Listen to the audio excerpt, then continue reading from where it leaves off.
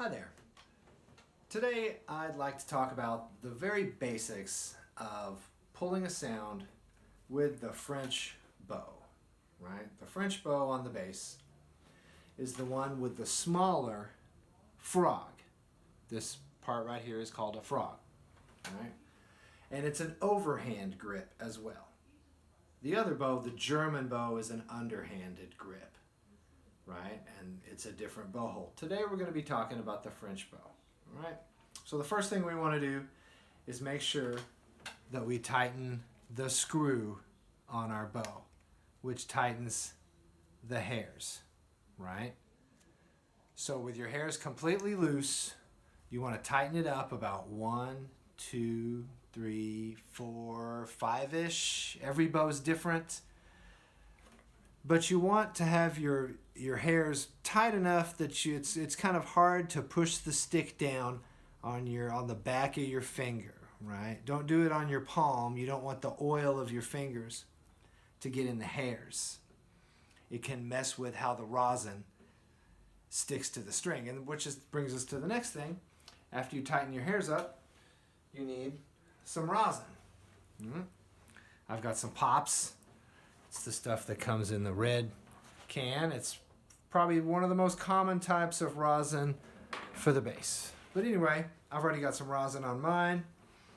You want to kind of grab the edge of the rosin cake and bring the bow across the rosin, kind of like you're playing the rosin. It doesn't matter if you go up or down, right? Just get plenty of rosin on there, right? That's what helps us grab the string. That's what helps the bow grab the string, is that sticky rosin, right? So now, basically, what I like to do, I come from a very natural approach. First of all, your left hand, the hand that goes on the strings, we want to bring it around and grab the stick of the bow at the balance point. All right, so let's find the balance point first of all. It's about 1/3 of the way up from the screw, right? We have the screw, and then this long part is called the stick. Once again, this is the frog, the screw, and the stick, right? So we're going to find the balance point. So you can put your bow on your finger and kind of move it around until it'll balance on your finger, right? The weight is equal on both sides. That's an important spot for bowing, is this balance point, right? So you want to find that. So we're going to grab it around the balance point, right? Like this with our fingers, right? Now, the bowing hand. The bow grip is kind of an elusive, esoteric thing. Everybody's is a little different. But mainly, like I said, I want to come from a real natural spot. So just let your right hand relax at the side of your body. Just relax it, totally shake it out, right? Let it relax, right? See that relaxed position it's in? And then just bring it up and keep it in that relaxed position, right? Bring it up and let it drape, right? Totally relaxed, swinging from the wrist, right? Bring it up. Do it a few times so you can get used to relaxing. Some people aren't used to relaxing really with their hands, right? You can kind of get used to it. But anyway, now what we have here is a very good looking natural bow grip. See that little dot right there on the frog? That little dot's called the eye or the button. And what you want to do, once again, start over. Bring your hand up and dangle it over the frog in a relaxed way. And then you just kind of put the two together. You put your pinky on the eye or the button. And if your bow doesn't have one, just in the area where it would be. Right? And then the stick goes kind of in between this knuckle and that knuckle. Right in there. And our thumb, I've got this piece of rubber on my bow, but if you don't have a piece of rubber on your bow, our thumb goes right where the frog meets the stick in that little corner, right there, right?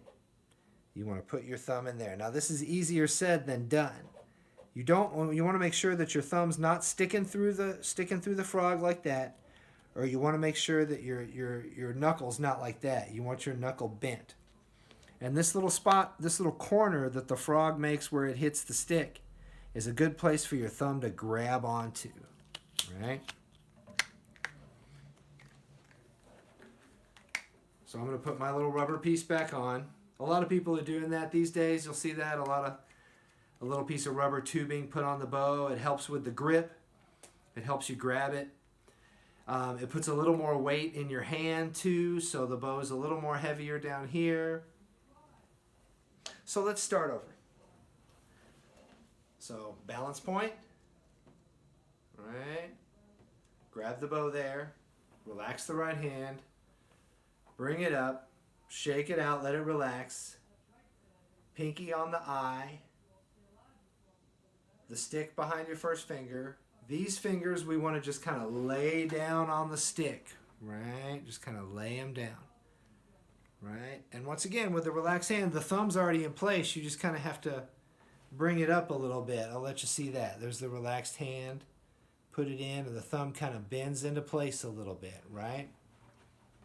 Now, it might take you a little time to get this down. I've been doing it for a long time, so. But it's very relaxed and natural, and that's the thing. You don't want to have your bow grip out like this, right?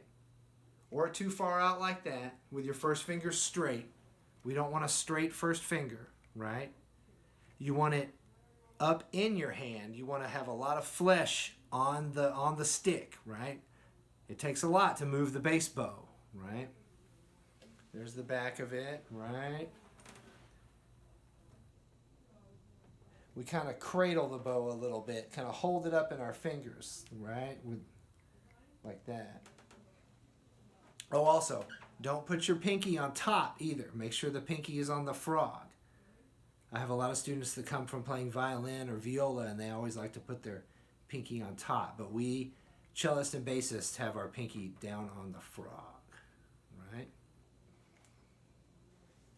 So now, let's drop it on the string. Right? You can take it out of our hand and put it on the string and let it go. And there we go, right?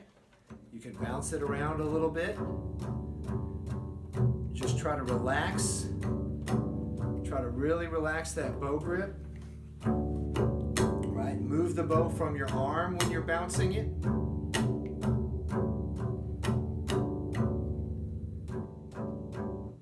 And try to look in a mirror too. If you have a mirror, you can see your bow grip.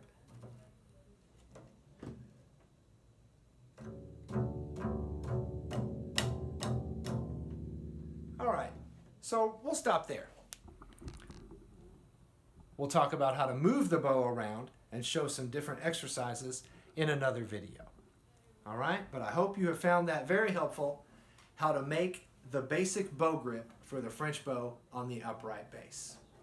Once again, if you would like to have a private lesson virtually, that would be great. You can contact me at my website there, and I hope you have happy bass playing.